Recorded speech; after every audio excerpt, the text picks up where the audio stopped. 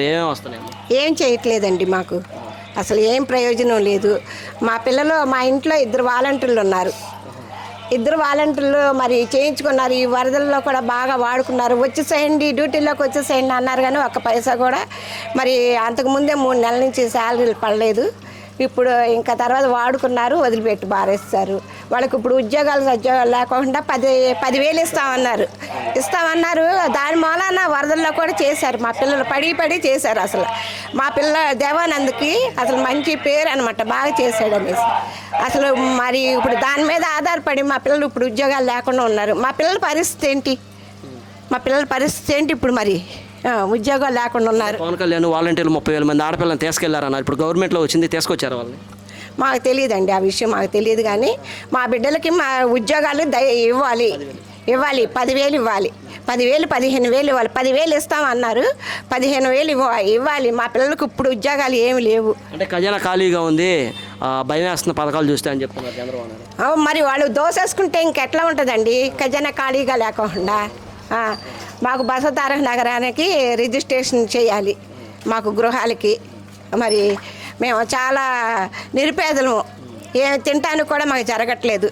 మంచి రేషన్ ఇవ్వాలి, మాకు మంచి బియ్యం ఇవ్వాలి. అంటే వాలంటీర్కి 10,000 అని ఉగాది రోజు చెప్పారు పోయిన సంవత్సరం. ఫ్రీ బస్ కూడా అని పోయిన సంవత్సరం చెప్పారు. ఇప్పుడు సంవత్సరం అయిపోయింది, ఉగాది కూడా అయిపోయింది. మరి లేదు, ఇవ్వాలని మేము కోరుతున్నాము అధికారులని.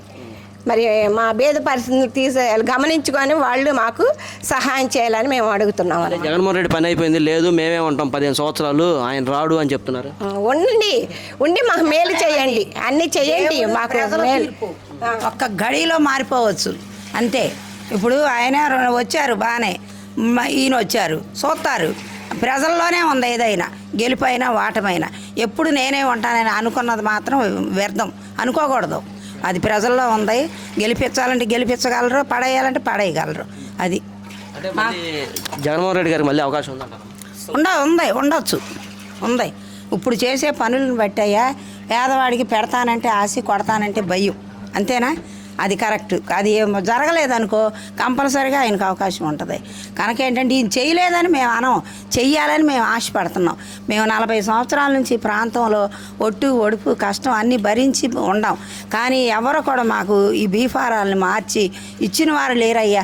ఒక పిల్ల పెళ్లి చేయాలన్న ఒక గృహం, అదిగో నా ఇల్లు చూడు, కనీసం వెనక తలుపు పెట్టుకోవటానికి లేదు. ఓట్లు వేసారు కదమ్మా ఎమ్మెల్యే కానీ కార్పొరేటర్. ఓట్లు వేస్తాం, ఎవరికైనా వేస్తాం. చూడాలి ఒకరున్నాయి.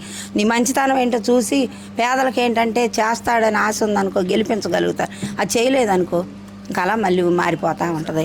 మాకు చెయ్యాలని మేము ఆశపడుతున్నాం అయ్యా.